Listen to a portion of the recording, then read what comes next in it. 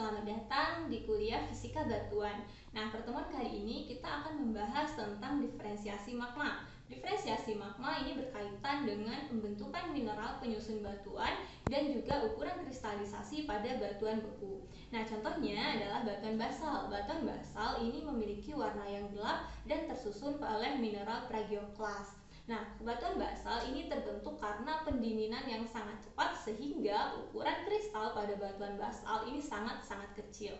Nah, hal serupa juga berlaku untuk batuan dasit. Seperti yang kita lihat, dasit memiliki warna yang terang dan ukuran kristal yang besar-besar. Kemudian hal serupa juga berlaku untuk batuan diabas, kemudian batuan andesit, dan juga batuan granit. Nah, sebelum kita membahas lebih jauh tentang diferensiasi magma, saya akan mereview sedikit tentang pergerakan lempeng tektonik yang nantinya akan menyebabkan terjadinya magma. Nah, seperti kita lihat di sini, ini ada 4 buah lempeng tektonik yang terdiri dari 1, 2, 3 lempeng samudra dan 1 lempeng benua. Nah, coba kita lihat di sini, lempeng yang samudra yang di sini dia bergerak ke arah sini dan lempeng benua dia bergerak ke arah sini. Artinya apa? Nantinya lempeng benua yang ini dan lempeng samudra yang ini nantinya akan saling bertabrakan di sini dan membentuk yang namanya palung laut. Nah, karena densitas dari lempeng benua ini lebih besar daripada lempeng samudra ini lebih besar daripada lempeng benua, maka lempeng samudra ini akan menunjang ke bawah lempeng samudra dan semakin dalam dan semakin dalam, akhirnya apa? Dengan adanya perubahan temperatur dan juga tekanan, karena semakin dalam itu temperatur dan tekanan itu semakin tinggi, maka yang kerak yang awalnya ini lempeng yang awalnya berupa kerak nantinya dia akan meleleh ya, dia akan melting kemudian membentuk magma. Nah, disinilah terbentuknya magma. Nah, magma ini nantinya akan naik ke permukaan melalui celah-celah di bawah permukaan bumi dan nantinya akan terakumulasi menjadi kantong magma ya. Dan kalau misalkan kantong magmanya ini aktif, maka dia akan menjadi gunung api aktif. Atau kalau misalkan tidak ada aktivitas magmatik, dia akan menjadi pegunungan atau bisa juga menjadi gunung api tidak aktif. Nah, di mana di sini gunung apinya dia yang terbentuk itu adalah berupa gunung api bertipe andesit seperti itu.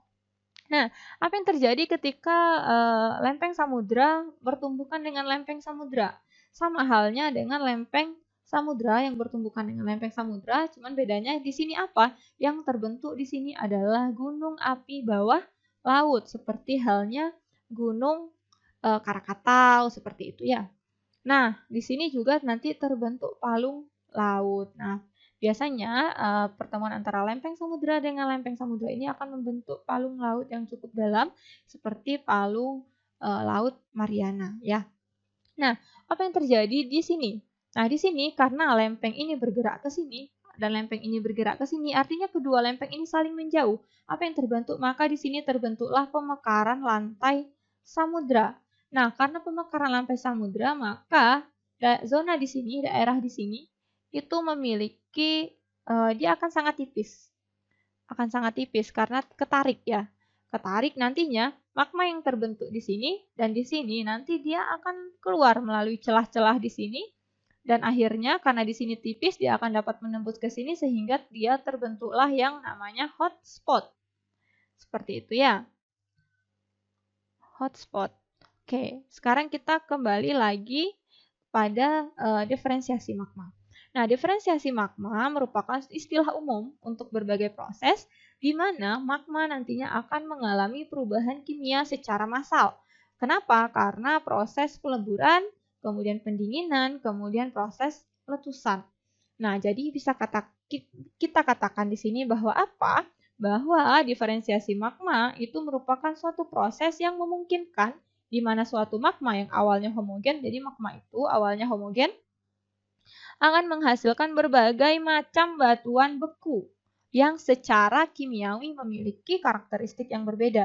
Nah, apabila batuan beku yang terbentuk memiliki karakteristik kimia yang berbeda, maka jelas nanti batuan metamorf dan batuan sedimen yang terbentuk pun memiliki karakteristik yang berbeda seperti itu. Nah, proses diferensiasi magma ini dipengaruhi oleh tekanan, kemudian dipengaruhi oleh suhu, kemudian dipengaruhi oleh kandungan gas, dan juga selain itu dipengaruhi oleh komposisi magma dari magma itu sendiri atau dari magma induk seperti itu. Nah, kemudian kita masuk ke diferensiasi magma. Prosesnya itu apa saja sih sebenarnya gitu. Nah, proses diferensiasi magma ini terdiri dari beberapa proses ya. Yang pertama ada vesikulasi, kemudian ada difusi, kemudian nanti ada flotation, kemudian ada crystal settling yang kita kenal di sini sebagai fractionation crystal. Kemudian di sini nanti ada thick horizontal shield ya. Kemudian ada asimilasi of the wall rock atau asimilasi. Nah, proses diferensiasi magma ini sebenarnya dimulai ketika magma mulai mendingin. Ketika magma mulai mendingin, artinya di sini apa? Terbentuklah kristal-kristal pada suhu tinggi, sehingga nanti kristal ini seiri dengan adanya gaya gravitasi dan penurunan temperatur, kristal ini nantinya dia akan sebagian akan mengembang ya atau naik ke permukaan atau mengapung lebih tepatnya, dan sebagian lagi dia akan mengendap. Begitu seterusnya sehingga nanti akhirnya si komposisi magma yang awalnya homogen ini akan berubah seperti itu. Secara ringkasnya seperti itu. Nah, coba kita lihat satu-satu ya dari proses dari diferensiasi magma ini. Yang pertama itu adalah vesikulasi. Vesikulasi ini di sini berarti dia melibatkan senyawa-senyawa volatil. Artinya senyawa-senyawa yang gampang mengapung seperti senyawa-senyawa yang mengandung CO2, H2O, SO2, kemudian S2, kemudian Cl2 seperti ini. Nah, nanti senyawa ini dia akan mengapung dan nanti dia akan membawa komponen Na, sodium ya, dan potasium atau NK. Nah, kemudian yang kedua ada proses difusi. Proses difusi ini adalah suatu proses lambat yang terjadi antara apa? Pencampuran pertukaran lebih tepatnya, pertukaran material di dinding. Ini adalah kantong magma ya, di material di sekitar kantong magma dengan material pada magma itu sendiri. Nah, kemudian yang ketiga adalah proses flotation. Nah, oke, proses flotation ini di sini kita kenal dengan crystal rising.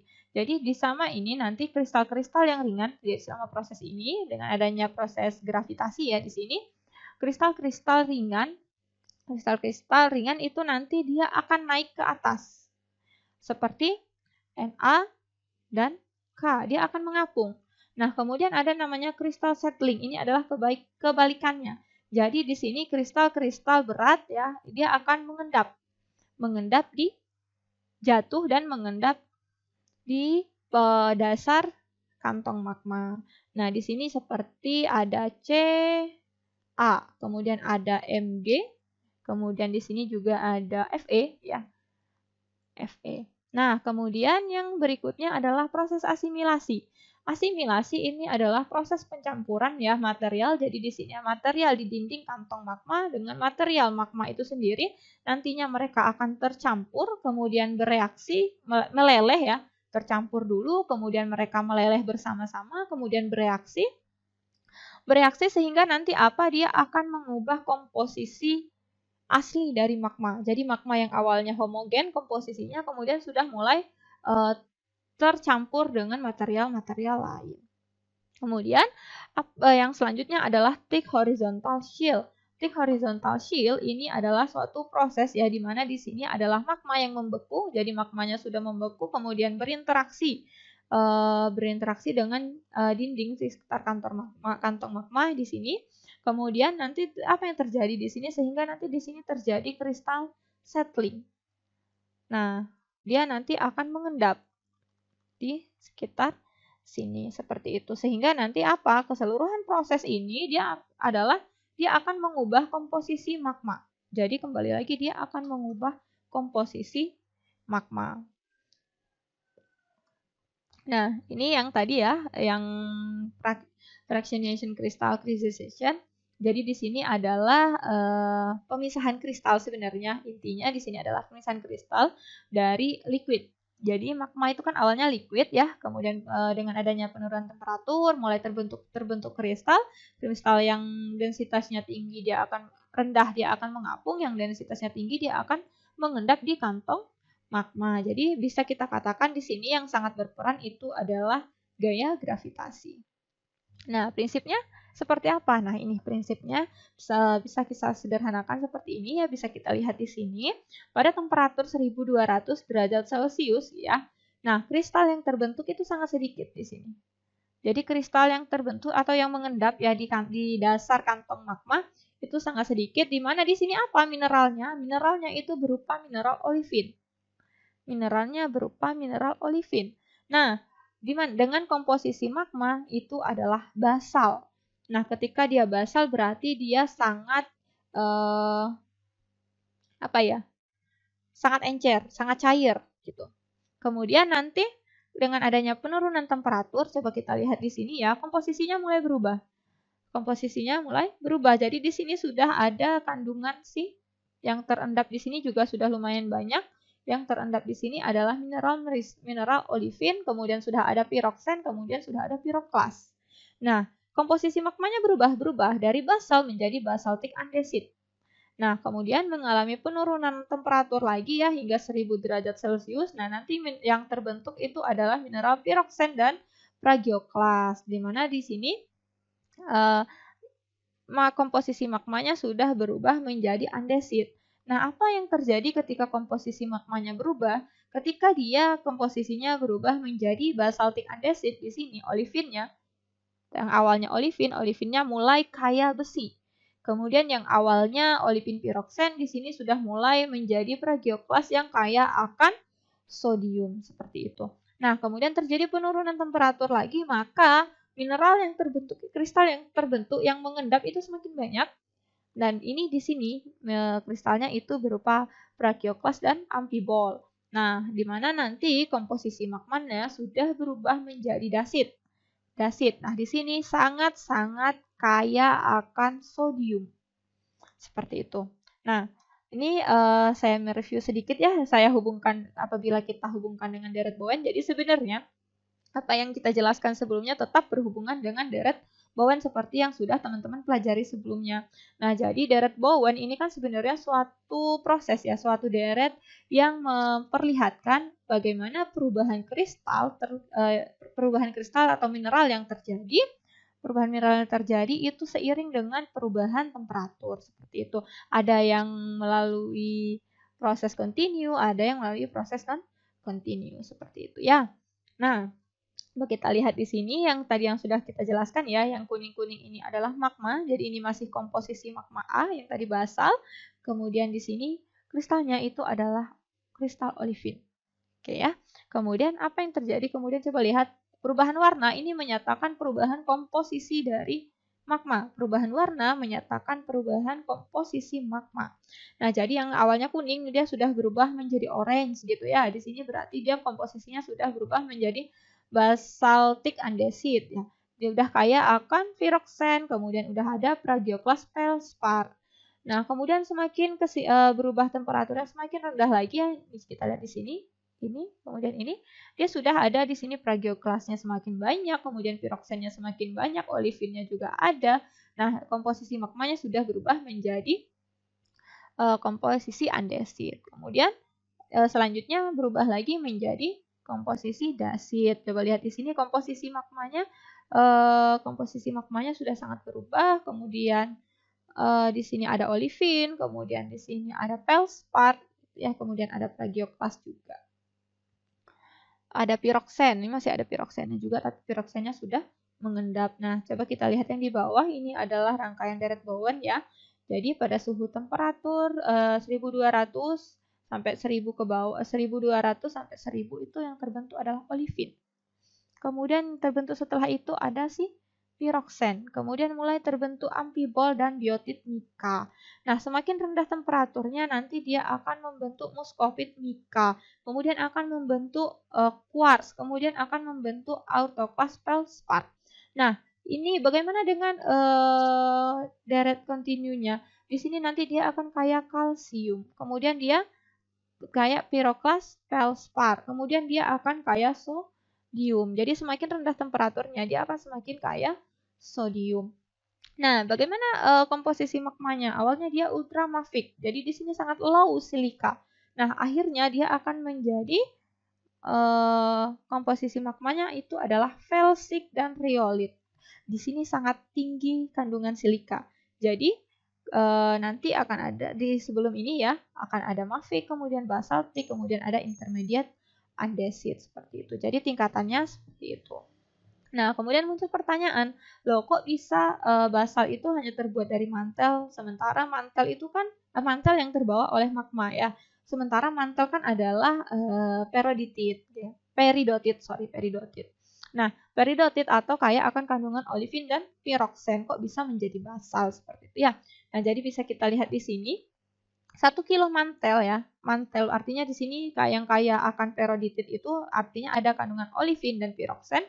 Nah, ini terdapat 48% silika. Tapi magma ini yang 48% silika ini dia bisa menghasilkan magma basaltik atau piroksen itu 38 kg. Nah, artinya apa? Artinya 48% SiO2 atau silikat ini plus 62 kristal olivin. Ingat tadi mantel peridotit itu terdiri dari olivin dan piroksen ya. Nah, piroksennya itu 38 kg, 38 kg berarti sisa 62 kg adalah kristal olivin. Nah, terdapat ini kristal olivinnya segini. Nah, dari keseluruhan ini hanya 40% dari 48% ini hanya 8% yang meleleh.